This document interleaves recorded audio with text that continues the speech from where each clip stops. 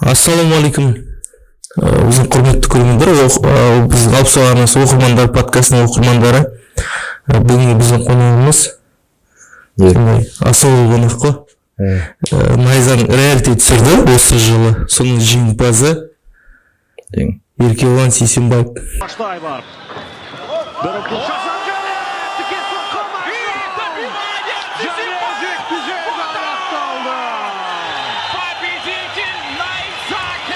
Шабақтақ қой. Құтты болсын. Қалай болды өзің? Құтты болсын. Бастан бастап айтшы. Реалити жақсы өтті. Енді бірінші не ғой? Реалити Найзаны жасап отқан бірінші реалити. Солай оны мен түсетінімді де білген жоқпын реалитиге 2 күн қалған кезде. Жалпы заявка жіберіп қойдық. 1000-ға жуық адам заявка жіберген деп айтты ғой. Реалитиге ме? Реалитиге 1000-ға жуық адам жіберген деп.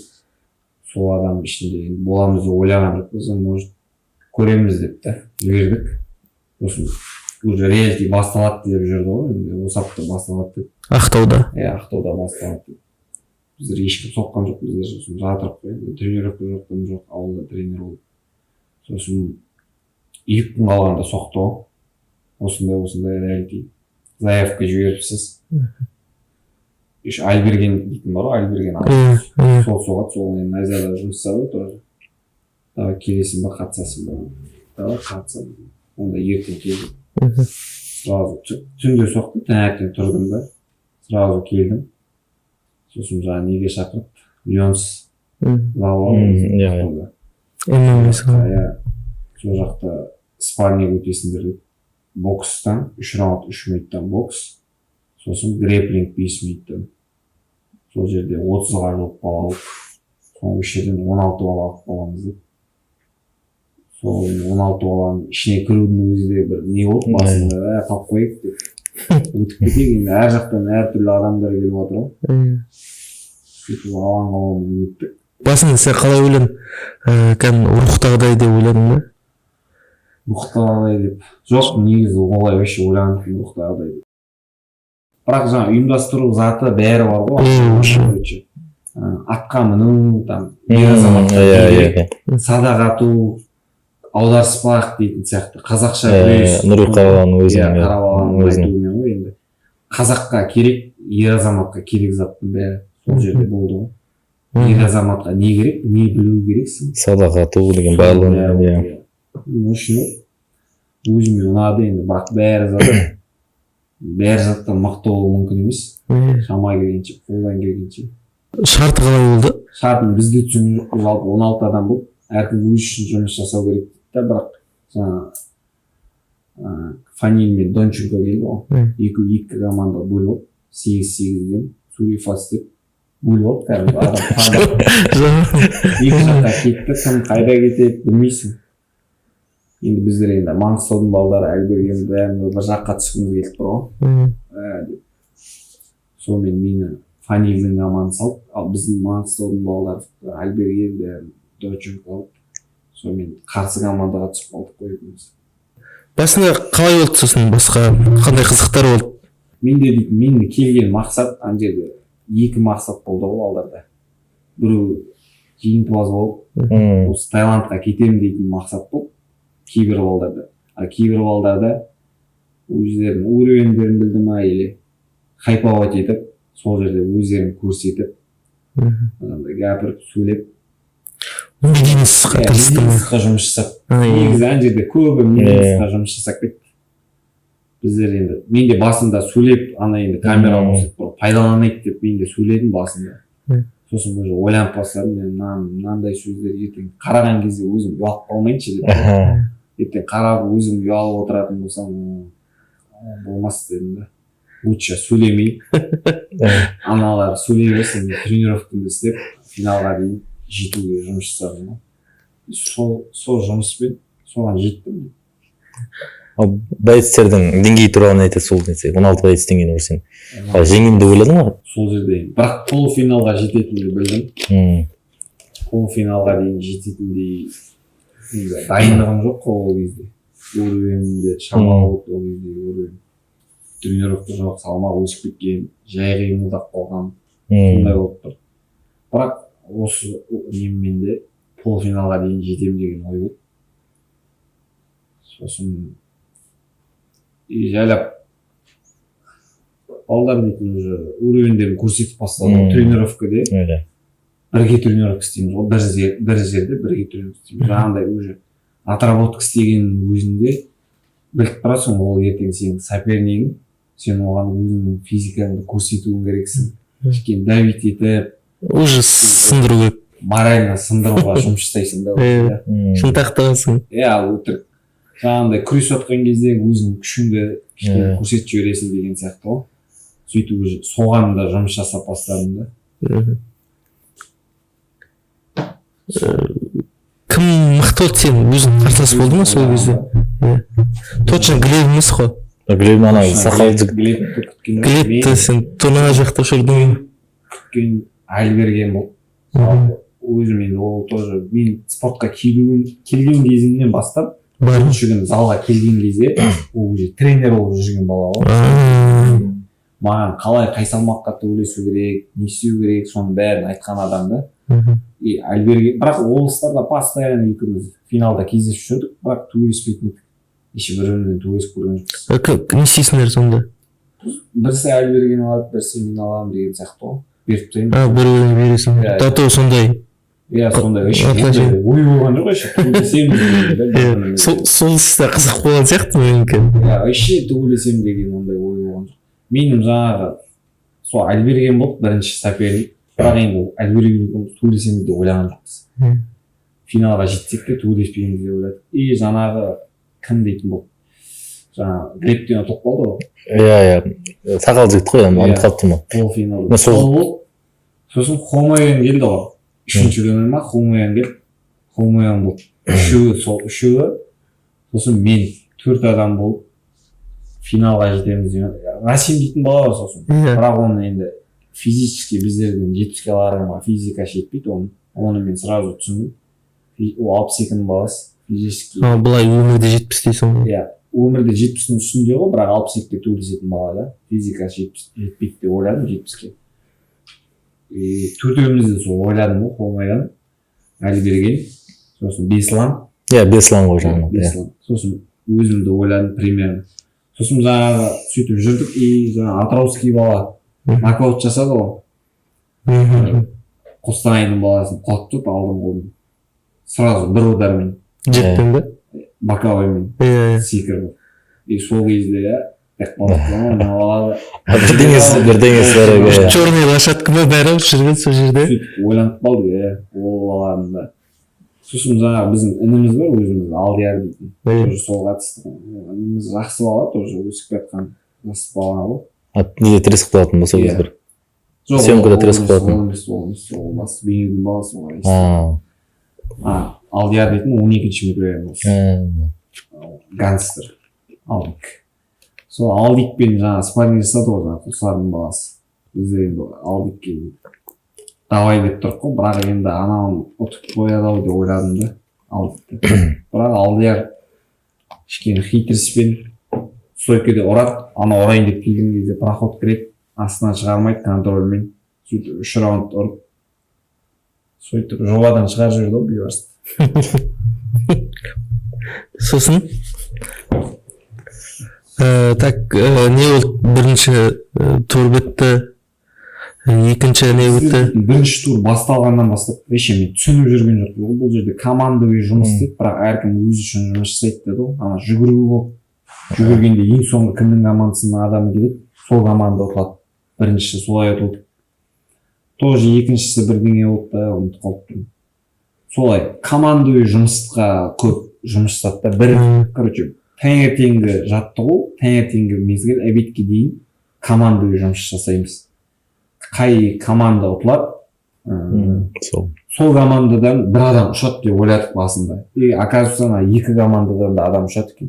Кешкісін спарринг болады.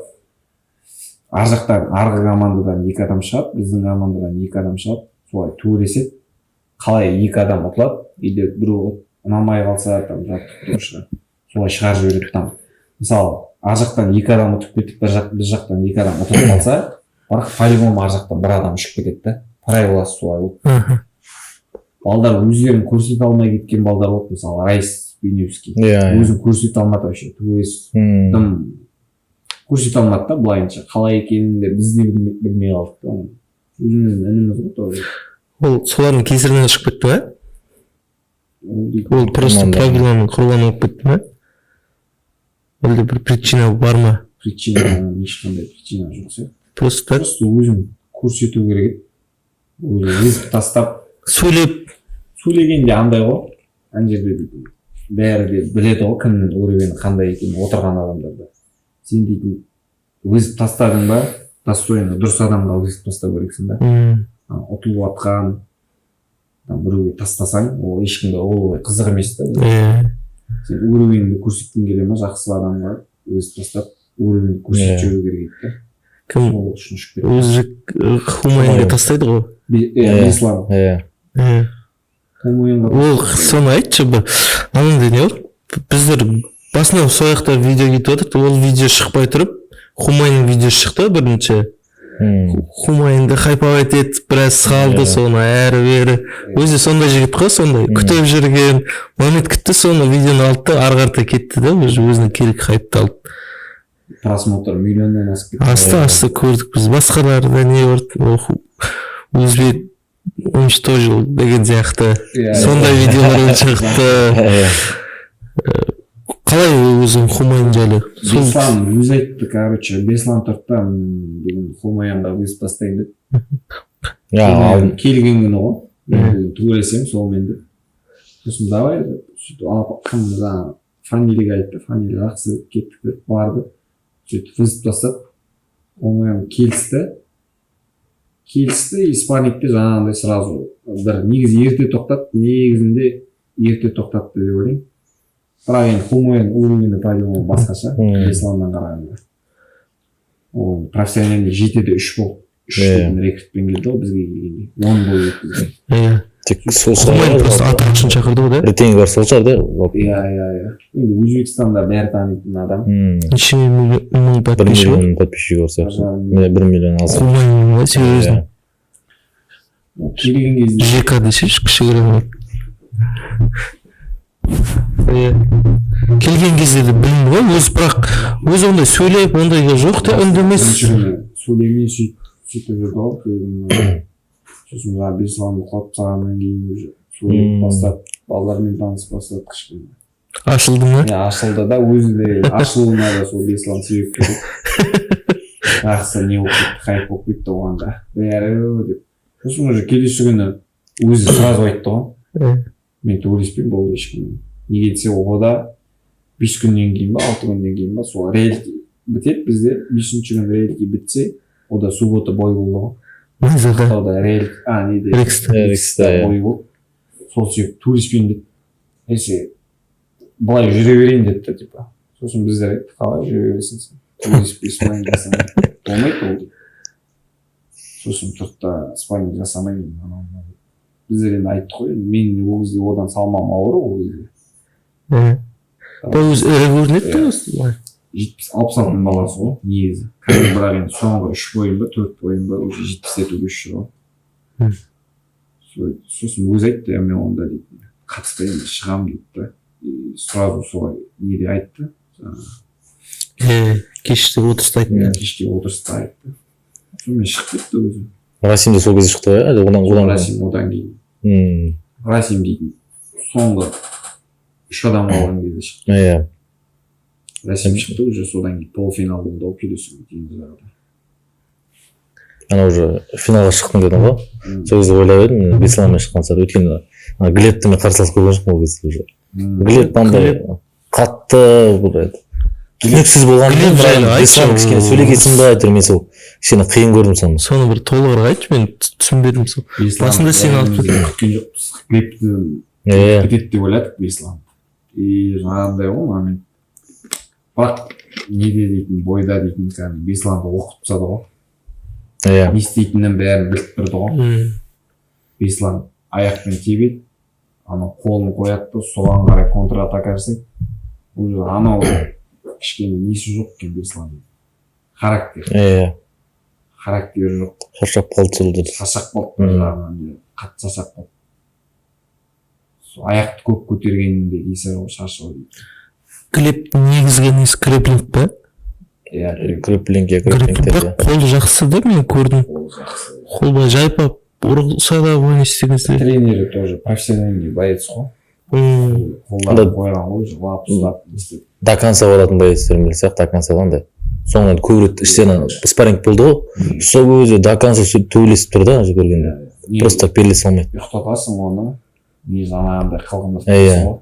Басқа шанс жоқ. До конца төбелесіп. Мен оны дейтін спаррингтің кезінде де көрдім ғой. Қайта темп беріп сөйтіп тұр. Бірақ ол кезде темпін сезбедім де өйтіп. Кеше дейтін жарыста жақсы дайындап жүрген. Жоқ, ол кезде салмақ қудың ғой сен? Иә, 70. Ол қуған жоқ қой. Қылмағанда енді 74-75 қой. Ал ол тренировкада да сен 3 килограмм. Сен ол жерден көбірек болдың ба? Сен 80 болдың ба ол кезде примерно? 82 сондай болды. Ол 75-76 болды. Енді разница неше 75 болса. 7 килограмм, 6 килограмм разница болды сол кезде. Жаңа тәлімгер дейді ғой. Бай қазақшада енді. Фаниль бар. Донченко бар. Донченко кімге ай бергенге айтып отқанда орысша айтып отыр да, ол білмейді ау. Бірақ кім Фанил нормально екен да, қазақшасы. Саған барлық ненің бәрін қазақша айтып отыр, бұлай істе. Бірақ Фанилден қарағанда Донченконың айтқанын четко айтып тұр. Барысы айтты. Адамдар байқаған болса. Көрдік ол жерде. Қалай Донченконың айтқаны мен істей алса, балдар істей алса ұтатын еді.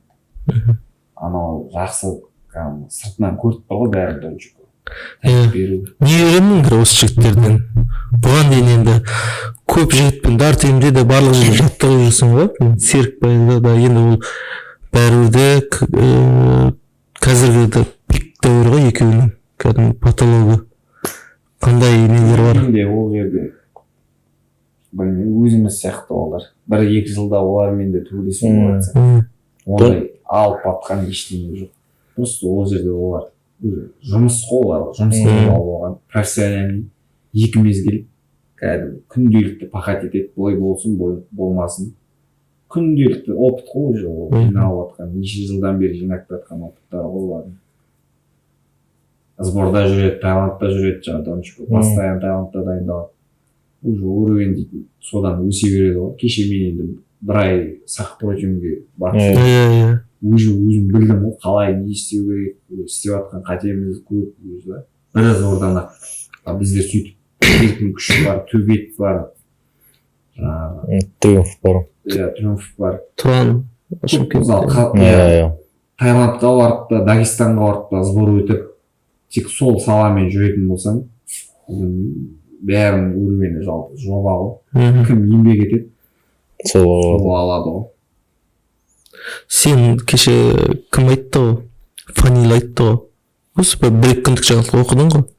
Қазақстандағы номер 1 70 килограмм Дамир екеуміз анықтайық деді.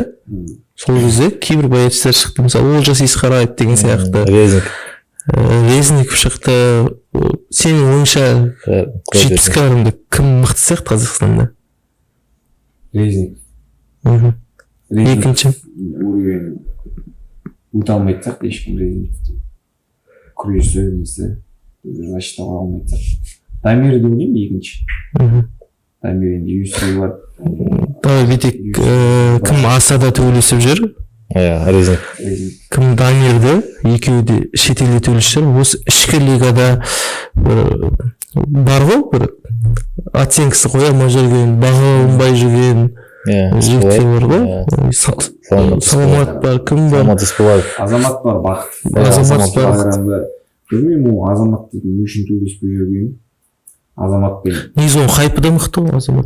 Иә, бәрі соны күтіп жүр, негізі оны көру керек та Азамат. Қазір өзін көрсеткен жоқ, бәрі айтып отыр ғой, енді былай деп, мықты деп Азамат. Бірақ өзін көрсету керек деп ойлаймын. Шын мықты болса, ақшаны не істей бермей, осындай ақша керек, андай ақша керек деп күте бермей, шын мықты болса дайындалып өзін көрсетсін. Азамат. 70-ке тағы кімді Бағдоста көшті ғой, да? Асада 70-те төйлес жүрген, 56 шығар. 56-тан Мага Кабардип. Мага Кабардип. Жақсы тоже. БК бар депті. Ол да әзірге белгісіз да қазір қандай деңгейде. Бұған дейін енді прям мықтылармен шыққан жоқ та кешегідей. Егер де Донченкені қайтып кіммен, Фанилмен төбелесетін болса, Қаныбекпен, онда Кабардиновтың уровенін білетін едік. Мына жерде қазір біз точно білмейміз да. Fight Matrix бойынша сол кім тұр екен бірінші жаңағы? Резник топ болып тұр. Былай да Резник қой. Исмағұл. Хайп болып еді. Резник бірақ бізде қатты не емес қой. Резник дегенде ірі сияқты ол 70-ке. Бойы кішкентай бірақ. Ана суреттерде ірі сияқты. 70-ке. Ана Царукянда сондай ғой. Ана суреттерде былай көрінеді, бірақ өмірде біреулердің қасынан көрген кезде сразу. Жаңа нені бітірейік онда. Реалитиді бітірейік. Осылай ауа береміз, подкастта бір не жоқ қой, осы сұхбат емес, бір қадалып қалған. Тек просто ойымыз әңгімеден әңгіме тұрып өмірдегі әңгімелескен сияқты. Осылай кете береді. Сосын Айбергенмен төбелесуге тура келді. Полуфинал уже біздер ойладық. Финалда енді білді ғой ағайлар. Финал шөйден кейін болады ғой. Финалда күнде бірге жүретін боласың, финалда железін туриспей қалатынымызды білді. Полуфинал қойып тапты деп ойлаймын. Бір жағынан екі қазақ та финалға шығып кеткен, найзаға да қызық емес болып қалады. Ол рас. Екі орыс финалда бір-біріне қойып, сосын екі қазақты қойды ғой, шықсын деп. Глеб шықпайды деп ойлаған сияқты менше. Ислам шығады деп ойлады. Мына жақтан Әлберген мен Еркебұланнан қайсысы мықты, Исламмен деп ойлады ғой. Мен де солай ойладым ғой. Мен Әлбергенмен деген кезде бізге айтты бақ, мені Бесланмен Әлбергенді Глебпен қою мүмкін деп. Бір команда, өз команданың полуфиналда түсуі мүмкін деп. Сөйтіп айтты. Сосын таңертең уже келесі күні неге бардық, Нұрбек ағай шақырып осындай кабинетке. Барып уже барсақ стердаун жасайын деп шақырып отыр екен. Ештеңе білмейсің бе? Білмейміз кіммен шығатынын. Айберген Еркебұлан кірін деп кірдік стердаун деп. Сразу да екеумізде бірімізге қарап. Бірақ уже айтылды ғой. Сол стердаун жасадық, шығып кеткеннен кейін Нұрбек ағай айтты. Давай кім мықты сол шықсын деп. Спектакль көрсетіп жүрмең бізге деді ғой. Шырдыққа жазылмайды бір жағынан ол да бар ғой. Шырдықта жазылмайды, туристіп алың дегенде. Кім мықты сол шығып, сол туристсін деп, өйтіп өтірік спектакль жасап, бір-біріңді сипап, күресіп, өйтіп жүрмең деп. Сосын мен де Әлбергеннің күресі менен жақсы ғой. Сосын ударкіде уже жестко жұмыс жасау керек. Солай уже настроймен шықтым. Ол неше күн бұрын айтты сендерге? Сол жерде. Тубилис болатын. Сол күні бар да, теңіз жағы. Туртада бастап жіберді. Жасадық. Кешке ажық болады. Турист қой. Ойлануға мұрша болған жоқ. Ойлануға. Енді мен айттым Әлбергенге, менің настройымды білесің деп та. Мен Таиландқа бару үшін, контракт алу үшін келдім. Сен енді өзіңнің алатын хайпыңды алдың ғой деп та. Болатын еді ол жерде де разды барып секіріп проход кіріп триголинг тартып спектакльда солай. Ол жерде андай ғой. Альба да айтты, мен де алдым шықтым деп бір финалға деп. Жақсы. Кім мықты сол шықсын кеттік деп. Әдемі ғой негізі. Әдемі. Историяда ертеңді көрсін. Қол алысты. Бірақ андай ғой, туриспейміз. Бастау бірінші сериядан бастап туриспейміз деп береміз. Айтып туриспейміз деп, мыналар туристіп отыр ғой дегенше. Ортадағы дос балдарың қалай былай не істеп кеткен жоқ қой? Андай болды. Біздің балдарға соқты ғой. Келіңдер бері көшпен Альба туриспейміз. Баяғы келді, балдардың бәрі жаңа жерде отыр ғой, қарап. Видеоға түсіруге болмайды, анау деп отыр. Андай ғой. Альба шығады, айқайлайды, шулайды. Мен шығам, айқайлайды, шулайды. Ішке кіргеннен кейін ешкім үндемей қалады ғой. Турист атып үндемейді да. Әлберген деп те айтпайды. Сондай ғой, тыныш болып қалды. Фанин Донченген баласы естілді, ударлар естілді. Екеуі айтып жатыр. енді ол да дұрыс қой, нейтралкаде болған дос. Мысалы Альбергенде біреу Альбаға болса отса мен ішімнен так балам. Еркебұлан тоқтар тоқта деп не ол дейді ойдың несінде сөйлей бермесін айбан дейме бірдеме дейді ғой сол қысат. Ол да обидно уже екі дос. Маған ұнаған сол ең ұнағаны айтпесе бар ғой, мен қызық емес кетеді. Просто былай екі дос бірін-бірі орап жүргандай достық емес деген сөз емес қой, просто спорт тарих солай келді де. Сендер жаңа естіп отырмын, мен бұған дейінгі финалда өнер любительский жарыстарда бір-бірлеріне былай бере салатын, не істей салатын, қатты жесткілік, дұшпандылық жоқ, бір көптен бұрыннан келетін достар екен да. Мен сол кезде мен ойладым, сол араласып жүремін ғой, бірақ прямо ондай емес, екі салмақ шығар деп. Сол жерде қызық болды маған, сол жерде өтті.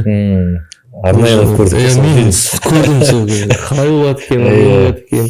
Екеуі жаңағыдай кино ойнатып жібермей ма деген сияқты. Басында сол. Мен солай ойнатып шығар дегенмін. Мен андай ғой, уже добивать етіп отырмын. Бір жағын ішін үш раунд жасап та шыққым келіп тұр да.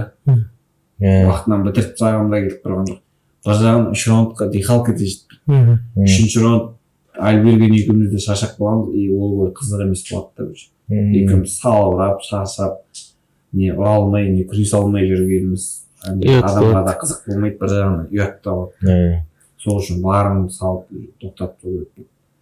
Қай жерге дейін жетеді. Ол тез шаршап қалған сияқты менің ойымша. Тез шаршап қалсын. Сразу уже кішкене кеш болғасын ударды қабылдай берсең де шаршайсың.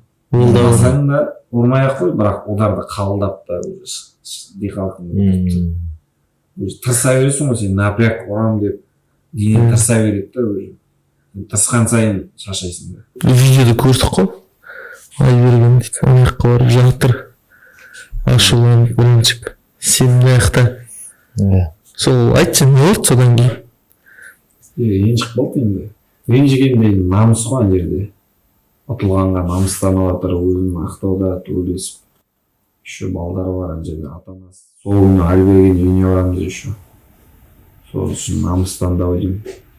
Қазақтың барлық жігітінде бар ғой намыс дейтін. Сол намыстанып ашуландау деймін. Маған да ренжіді сол кезде. Сосын мен сол жерден кетіп қалғаннан кейін, мен Нұрплазаға бардым. Ол үйіне кетті. Сонымен хабарласты ғой. Үйіне кел деп тамаққа шақырып.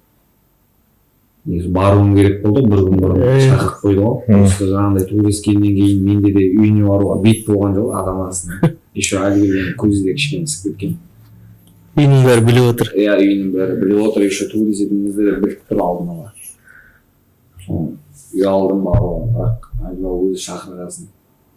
Бардым, мамалар жақсы не істеді, прикол тағып. Сен ба мен балам бар жүрген бірдеңе де. Сөйтіп әңгіме айтып.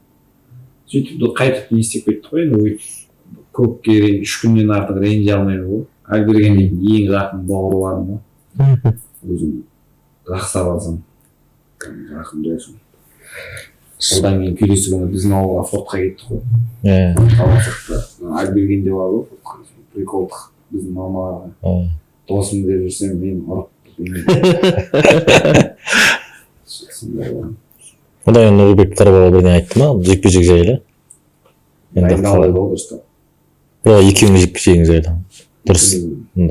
Бірден айтты. Енді Нұрбек айтты ғой, дұрыс та төбелесің. Спектакль жасамам деді. Хорошо деді, сол төбелестік. Ағайға да ұнаған шығар төбелескен. Соны наматты айтқан жоқ бір ең. Ол туралы сөйлескен жоқпыз. Просто маған айтты, енді финал точкасын қоятын кез ғой. Оған дейін әлі біткен жоқ ғой. Андай ғой, әлі бітпей жатқасын да айта алмайды ғой. Енді финалға өттің, енді кіммен жаңағы Глебпен соны ұтқаннан кейін әңгіме содан кейін болу керек қой. Там айтқан жоқ. Глебке дайындал деді ғой, тек ұту керек. Соны Глебке дайындалдың? Финал? Өзің басына жеңіп алғасын не болған жоқ па? Менсінбеушілік? мен прям қатты айтпай ақ қояйын менсінбеушілік деп, бірақ енді іште болады жеңіп тастағам деген. иә маған көп адамдар жазып отырды ғой анау недооценка жасама деп па. жоқ керісінше сол недооценка жасап жатыр да глебке. Айтып тастады енді. иә типа айтып тұрсың не істе алматыға барып дайындалып не істейін деп жүрсің адамдар жазды ақтауда дайындала бермейсің ба деп. бірақ мен ойлаймын бар ғой мен негізі дайындалмай ақтауда дайындалып баратын болсам ұтылып қалатын едім. солай ма? иә скорость ана жерде уже скорость шапшаңдық бәрі ашылды ғой. ақтауда жүрсең весогонканы киіп алып беговойға жүгіріп ондай дайындықпен шанс жоқ. ар жақта дейтін бар ғой кәдімгідей дайындады ғой біздер. Протеин. Сақта болдың ғой неде? Сақта болды. Көбіне. Дәулет ағай таңертең кешке 2 мезгіл тренировка. Пахать еттік. Не айтады соны істедік қой. бүйтіп былай істе дей ма болды. артық не жоқ. істейміз. ағай да өзі рас қой 94-ші жылғы жігіт. Дәулет 94. айтады істейміз. енді мен өзім де тренермін ғой. андай деп ойлаймын да если сен тренерге сенбесең айтқанын істемей менсінбей жасайтын болсаң ағай ұрысып жатса деп болсаң өзің істе шеш деген сияқты болып жүретін болсаң ондай адамнан дым шықпайды. сондай немен бардым ғой менде. не айтады соны істеймін. соның арқасында әйтеуір жеңіске жеттік қой. бірақ ана недооценка вообще болған жоқ менде. менде керісінше ол мықты болып келетінін білдім. не десе ол инстаграмда история салған жоқ. чисто пахать етіп жатқанын өзім сездім ғой. мына жақта жатып алматыда жатып сездім ғой пахать етіп жатқанын. если дұрыс неде бармасам дайындықпен бармасам мен жүруде ол жерде дайындық қой. біреулер ойлайды типа мен қуат жасасам значит анау қанша төбелессе де 2-3 ұтай береді деп. ондай емес ол жерде. кім жақсы дайындалып келеді мысалы 10 рет төбелестік қой 10-да мен ұтады дейтін жоқ ондай. ол жерде дайындық жекпе-жек көрсетеді. жекпе-жек көрсетеді ол жерде бір удар шешеді шен кіріп келдім ау дейтін. шынымен бір удар шешті сол кезде. қалай өзі қандай сезім? зал лық толы қарағанды іші бәрі айқайлап жатыр. саған болса жатыр Қазақстан енді. местный публикасы сондай анадан нетіп жатыр. соны жауапкершілік сол кезде сезіндің ба? бір шыққан кезде шығайын жатқан кезде қалай? жауапкершілік дейді менде алматыға кетпей тұрып болды ғой жауапкершілік. финалға шықтым өзі жауапкершілікті ұтылмау керек. кетемін дедім ағай Нұрбек ағайға айттым. Монлохов Нұрбек ағай. давай деді. Валешке береміз басты. соны неге сборымда бәріне көмектескен соны Нұрбек ағай ғой. ағай бар сосын братан ауылдағы. сол екеуі көмектесті давай басты. сол жақта жату тамақ жеу бәрін солардың арқасында. Алматыда ма? иә алматыда. а то ол жақта көп ақша кетеді. алматыда 400 Таиландта ақша кетті ғой енді 2 ай квартираға 250 тамағың ол жерде тамағым да зал ше пісірген жоқ зал тегін болды. Нұрбек ағай сөйлесіп қойған. тамақ мен завтрак обед ужин бәрін даладан іштім ғой. үйден вообще пісірген жоқпыз. өзің кеттің ба неге алматыға? пісіріп абу дейтін дос бала бар ғой абу Нұрболат Адамский. сол екеуміз жаттық. күнде тамақ даладан жейміз. екеуміз де пісіргеніміз келген жоқ. екеуміз де сол уақытта бойымыз бар ғой. сөйтіп барай неше 70 күн ба 60 күн ба полный. оларда тартимнен кетіп әркім клубқа кетті. саққа кетті, триумфқа кетті. олар әлі бір залға орналасқан жоқ. бұйырса енді бір зал ашылып жатса негізі бір залға орналасайын деп жүр олар. әр залда жүргені олардың кімнің үйі қай залға жақын. енді олар бірақ 15 адам бар сондай кетіп қалған. олар ертең бір команда ашылса бір жерге жинала салады. енді сол командаға барып келісті. монстрлар ғой яқтікі. ашық қасқырлар. қарағанды қалай ұнады ма? қарағанды жаңағы айтып отырсың жаңағы ответственность деп андай шығайын деп жатқан кезде флаг бар ғой анау орыс орыстың туымен шығып отыр, біз қазақтың флаг тағып тұрсың и ұтылып қалсаң соны ойлап тұрмын ғой.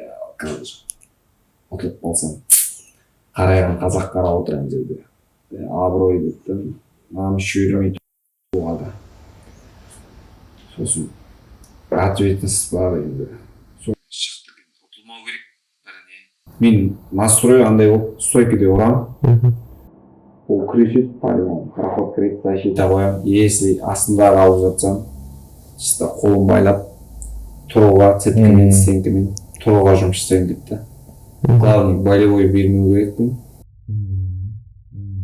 джитсудің баласы грэпплингтің баласы ұстаса тартып жібереді соған бірінші соған болды и сосын шаршап қалмау соны ойладым шаршап қалмау керекпін и болевой түсіп қалмау керекпін сол екеуі болды настрой стойкаде құлатады деп ойлаған жоқпын вообще жеппен ұстап жүру болды ма сенде бірінші раундта чернокта жеппен проходтарына чисто защита қойып соған сондай настроймен шықтым бірінші раундта и екінші раундтан бастап өзім алдыға жүремін өзім ұрамын возможность келсе өзім проход кіріп контроль ұстаймын деп сондай екінші раундта сондай настрой болды мерзімнен бұрын жеңемін деп ойладың ба қалай үш раундқа бұл әдемі түсті да иә өзім сездім мына жақта азамат ағай айғайлап жатырды ғой уже уақыт дейтін 4 минут өтіп кетті ғой соз алдың қолыңды деп алдың қолымды создым созған кезде уже көрдім ғой ананы дистанцияны алдың қолымды тиіп тұр да тұмсығына келді маған қарай тіредім алдың қолымды тұмсығына тиіп тұр да уже ақ қолмен атылдым да сразу соқтым ғой уже алдымнан тіреген кезде білдім уже тиедім ақ қолымды анау да уже маған қарай келе жатырды да сол моментте алдың қолымды өзіме қарай жинадым да артқа соқтым ұстаймын деп соқтым ғой енді тиді дәл ол жерде енді басына тиіп кетуі мүмкін мұрынға тиіп кетуі мүмкін ондай болмайды ғой жаққа дәл тиді ғой құлады сразу бір бойда бір келетін шанс қой историясы бар ғой реалитидің финалы сен былай турнир ақтауда өткізгенде де ол жауапкершілік бар ғой сонда да бірақ ананікі сен 3-4 айдан бері сен съемка содан кейін саған подписчиктер қосылды қосылды қалай осы медиа жағынан сен бұрындай дебют өткіздің не өткіздің қаншалықты көп келді осы подписчик дейсің танитын адамдар осы жөнінде айтшы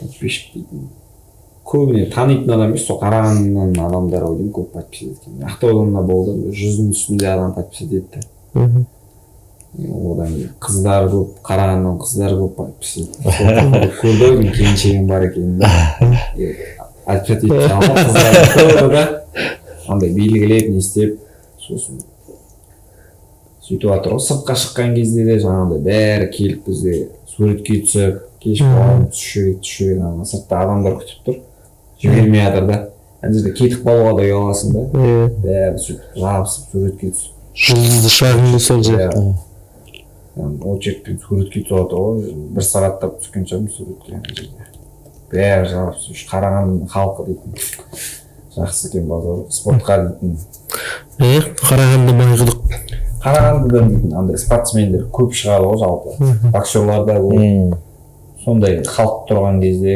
подвеске өтіп тұрған кезде шығады деп ойлаймын қарағанды сол енді бір уақыттан кейін болып тұрған шығар сол ашық қой енді қарағанды қазақтар еще көп қазақтар екен да көргенде жалпы мен реалитиде бір не болғаны бір өзіме былай не ұнамаған жері реалитидің болғаны сондай кәдімгі простой андай кәдімгі боецтерден жасады да қызықты бұдан да енді бірінші опыт қой екінші опыт одан да қызық болады деп ойлаймын содан кейін негізі реалитиді қазақ аудиториясы көреді ғой найзаны мен подкасттарда айтамын найзаны нені барлық қазақ аудиториясы көреді бәрін қазақша жасау керек та егер де рух файтинг орысша болатын болса сондай просмотр болатын мысалы айт болбека ондай енді аналар жиналмайтын еді иә кімдер қазақша көреді қазақша тіресіп қалса қазақша осылай сөйлесе бір біріне уже адамға қызықты өзінің тілінде. Ал орыс тілінде ондай контент дейтін Россияда болмайды ғой. Еще мына қазақта рухфайтингте жүрген кілең қазақтар ғой. Қызық емес олардың. Қызық емес, иә. Чисто қазақтарға қызық олар. Рухфайтинг емес, негізі бізде қазақтың ішкі эмені, орыс қолды қазақтары, мысалы бізде Қазақстанда орыстар, олар көрмейді ғой. Комментарийді ашып қора. 90% қазақ осылай беткен сөйткен. Любой жерде, любой не істейді, бірақ біз ішлей жады да. Жан жаққа шыққысы келеді шығар, бағындырғысы келеді шығар, бірақ бұны ішкі кухняны жеңіп алу керек та. Ішкі өзге алу. Бүткіл қазақтар саған кәдімгі деп ағартып, сен просмотрларын әр ойындық 40 мың 50 мың болса онда бөлек әңгіме да. Ал біз енді Россияға әркімге істейді. Сосын солай бітті дейсің. Ал реалити шоудан подписчиктер келіп сондай болды ма? Басында жазды. Видеодан кейін. Подписчик демей ақ қойын, бір танып, осылай әдемі болыватыр деген сияқты. Түсіріп жатқан реалитте күнделікті келіп тұрды ғой. Шығып күнде серия шығады. Шоғырып бермейді. 10 адам күнделікті. 15 адам. Финалға жақындаған сайын? Иә, солай финалға жақындаған сайын. Финалға жақын мен де олай күткен жоқ едім, полуфиналға дейін келеді деп. Сол полуфиналда Альберген екеуміз төбелескеннен кейін сондай 30-20-30 адамдай келді примерно. Сосын жаңағындай ғой. Күнделікті келіп отырады. Күнделікті подписчик қазірге дейін күнделікті келіп отырады. И күнделікті отписать етіп отырады. Оны білеміз ғой. Ондайлар да көп. Контентті істеп ұстап болмаса. Ұстап болу керек. Так, енді қандай жоспарлар бар, қандай план бар? Уже сен бая еркөш емессің, бая еркеолан емессің. Сен кәдімгі историяң бар, тарихың бар. Сен Найзаның тұңғыш реалити шоуының жеңімпазысың. TAF дейді ғой, UFC-де. Сондайдың сен тұңғыш несісің да, ертең ол Найза бұдан лучше болса да, бәрі сұрайды да, кім жеңімпаз баяғыда. Тұрасың ғой енді сен, қандай жоспар бар сен, қандай план бар?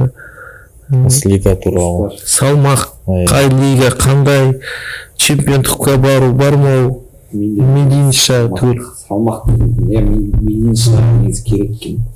Тупо төрлесе берсе, мықтыларды ұта беріп, ешкімге қызық емес. Медийне болу керек екен. Бір түсінгеніміз, сосын мен де салмақты негізі 66-ға да қуаламын. Бірақ 66-ға өзім төбелескім келмейді. 70-ке өзім комфортын кішкене тың сезінемін да. Жеңіл қуамын 70-ке. Оңай қуамын. Лучше физически қазір качка не жасап физически дайындалып отырмын. Бойың ұзын ғой. Сосын 70-ке кішкене физика жинап 70-ке төбелесе беретін дальше. 70-ке жеңілсің слишком сен. Жоқ, былай сырт көзге сен 70-ке жеңіл сияқты мен. Басқа 70-тегілерге қарағанда. 70 резник қой біздің айтып отырған. Енді фанил.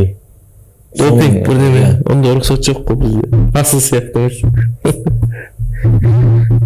70-ке сол төбелесіп, бұйырса Найзаның поясын алу бәрінің несі ғой. Поястау келу керек Маңғыстауға. 70-тің поясы Маңғыстаудікі ғой негізі. Ералыныкі ғой. Оны қайтып әкелу керек болды. Серікбайдың сәл жетпей қалғаны. 2 рет Серікбайдың қолы жетпей қалды. Сәл жетпей қалды ғой, иә. Енді соны Серікбай енді өзіміздің бала кезден көріп өскен братан ғой. Достойный ұтылсын. Серікбай неше рет Қазақстанда алып тастаған адам. Ал 70-те енді қандай не бар? Рейтингте кіммен шығасың? Кімге шыққың келеді? Езіп тастағанда 70-те маған алдында біреу езіп тастап қайта комментарияма жазып көрген шығарсыздар, басымды кетіріп бір өзбек. Сонымен кімге Жандарбекке айтқам, соны берші маған декабрьге сөйлесіп берші деп. Хорошо деді. Енді декабрьге сонымен алдында сөйлескен екен. Секіріп жатырды, короче, анау мынау деп. Өзі сол езіп тастап алып па? Иә, короче. Соны енді декабрьге бір соперник тауып берсе, Жандарбек кімді предлагать етеді. Мен де енді ананы бердім, мынаны бердім, сұрамайын пока. Сұрау керек емес пе қазір зайда? Жоқ, ол қарау керек. Саған кім бәрі шапқан алдыға да қатты шак басып керек емес. Папуаны сен әлі уже возрастыңда 70 килограммға жақсы келе жатсың ғой. Бірақ енді кім көрімен төбелесе алмай, бір дебют болса да, бір өзіңмен рекорд саған болса да, сен оның мединесі қалай, мединес жағына қарау керек те енді. Майндарды төбелесу керек, солай болып бастау керек деген сияқты. Рейтингтен қарадың ба? Мен де енді 3 бойға контракт берді ғой кеше. Сол контрактыны мен өз көзіммен әлі көрмей жатырмын ол контрактыны. Қолыңа тиген жоқ па? Контракттың қағазға қолы қойып, бір контрактыны қарап, қанша мынау ақшасы қалай, неше 3 бойға деді ғой енді контракт. Бірінші ойын ақшасы қалай, екінші ойын ақшасы қалай, соны қарап. Енді жалпы ақшаға да қарама дейді да, көбірек ақшаға қарама төлейсіз. Бірақ на самом деле келгенде сен тренировканың кеше сбордың өзіне маған миллион теңгедей ақша кетіп қалды ғой. Сол ақшаны маған беретін адам болса, мен найзадан ақша алмай ақ та төбелесіп жүре аламын, сол ақшаны бір естіп тұрамын десе де. Ол жерде по-любому ақша керек. Маңғыстауда ешкім жоқ па былай? Мен түсінбедім осы, бізде Маңғыстауда барлық жағынан мықты көмектеседі. Басқа бір кейбір спорттарда басқа жақтан адамды алдыртады, оған ақша береді. Бізде ондай спонсорлар Маңғыстау бай өлке ғой, қанша бай бар. Бір көмектеседі да, содан кейін қайтып екіншісінде таба алмай қалсың ғой жалпы. Тұрақты ешкім жоқ, жақсы көретін ММА-ді. Бұл жерде жаңағы медиа жағынан да емес пе екен? Медиа. Жоқ, бізде байлар ММА қарамайды, солай мен түсінгенім бойынша. Ол үшін ауыру керек, Алида ұқсап, кім ұқсап деген сияқты, неше түрлі. Көрінбейтін де байлар бар ғой, талай көмектесіп жатқан. Кеше рух тиімді де құрып жатыр, жалғас кімдер жүрген. Жақсы не істейді ғой. Давай енді UFC-ге көшейік. UFC қарайсың ба? Қараймын. Өзің кімді қарап өсесің? Қарап өсесің ба? Қазір кім? Идеал кім өзіңе? Біздің салмақта енді 70-те ислам ғой қазір UFC-де, әлем бойынша. Паунд. Ислам бар. Сосын кім бар? Шафқат бар. 77-те. Сен Дарда дайындалдың ғой да? Дарда озболда болып көрдім. Так, мысалы, кейбір несі бағаланбай жүрген бойцтар ғой, залда сен көтіңді бірақ айырады да, бірақ келеді, ана деді төбелесе алмайды, или жол болмайды, или лига тарапынан күшті андай сұраныспен медиас жағы жетпей жатады, бірақ залда бәрін айыратын болады ғой енді, бәрін емес енді, бірақ осы жігіт негізі істеп жүр деген сияқты. Дарда, именно Дарда ондай бала жоқ сияқты. Дарда кім өзін көрсетеді, залда бәрін Дарда качать етіп шығарып жатыр. Дарда ондай бала жоқ деп ойлаймын. Сақ противда новый не болғасын, ол жерде новыйдан ашылды ғой енді. Олардың лигалар жоқ қой? Ол жақта енді бар не дейтін жоқ, ол жақта бәр жақпен шыға береді да жаңағы. Октагонға да шыға береді ол жақтың бойецтері. Алаш байтқа да шығады, найзаға да шығады. Ол жақта бар жақсы бойецтер. Именно сол сақта жақсы бойецтер бар. Менің салмағымда 77 килограммда жақсы бойецтер бар. Бірақ енді олар енді өздерін өсіріп жатыр, енді көрсетеді деп ойлаймын. Олардың уақыты келеді көрсететін. Сол кезде көрсетеді деп ойлаймын. Да, соңғы сұрақ қояйын да. Алдын Серікбайға да кімге де қойдым. Әлібекке, Әлиқожаға да қойдық. Маңғыстау облысын, Атырау, мысалы ММА-да күшті облыстар бар ғой. Бірақ именно соның ішінде Маңғыстауға көп лига өтеді. Нұрбек Қарауылда сияқтікі, найза осы жақтан шыққан, бір Ақтөбе нелерден жақсы да. Бізде Маңғыстау не үшін біз Қызылордада әңгіме жоқ, характер барлығы бар ғой. Атырауда, Қызылордада, бірақ ондай жауынгерлер жоқ та. Жас балалардың қызығушылығы аз.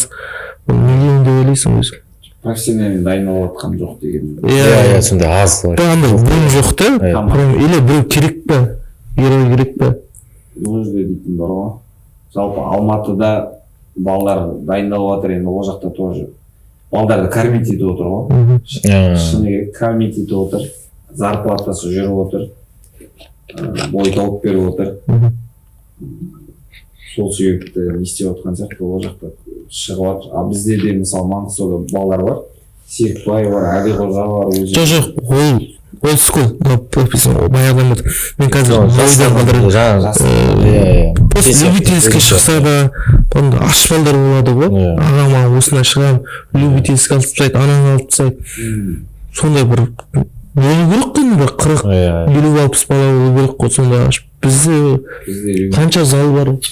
Любительскийде бізде бала көп, мощный балдар. Маңғыстау жалпы командовый есеппен бүкіл Қазақстанда Маңғыстау любительскийдің балдары жақсы. Неге олар профессионалға шықпайды?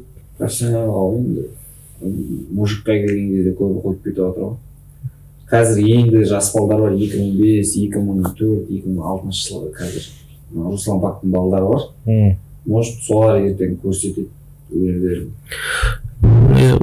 Оларда просто ұстап болу керек болып тұр ғой. Иә, ұстап қой.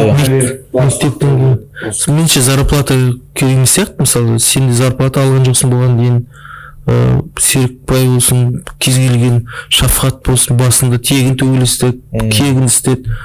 Бір ауру болады ғой балада, сондай MMA үшін аш, давай істеймін осыны, маған бәрібір деген сияқты. Қазір ондай жоқ сияқты да. Иә, сонда доказывать ететін олар. Бізде андай ғой, бізде ата-аналар жаңағындай болдық қой, 18-ге келсе, жұмысқа шашаш енді. Бізде дейтін Маңғыстауда андай болып кеткен сияқты, бәрін маған да сөйтіп айтады, мысалы 18-ге шыққанымнан бастап, таста спортта не істейсің, жұмысша одан да деген сияқты да, ақша тап, басқаларды қара деген сияқты ғой. Бізде Маңғыстауда сондай сияқты, бәрі ата-ана 18-ге шықтың, спорт 18-ге дейін, 18-ден кейін спортқа айналысып керек емес деген сияқты көзқарас бар сияқты да. Көбінде балдар, менде өзімнің оқушыларымда бар, басқа жерден де көріп жатырмын. Өзім 18-ден кейін ағай мен кетемін, осылай жұмыс жасайын деп жатырмын, кету керек, оқу керек деген сияқты сөйтіп көбі кетіп қалады да, қайтып келмейді салға. Так, Еркош, сосын тағы да бір сұрақ. Басқа спорттардың мықты балдары бар ғой, біз көрдік.